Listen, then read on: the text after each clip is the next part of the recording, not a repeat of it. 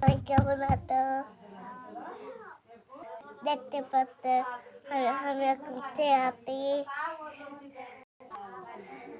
আমার পেটের কাছে দুপুরে পড়তে গেছিলাম বাড়িতে আমাদেরকে দেখবে তো বাড়িতে বাইরে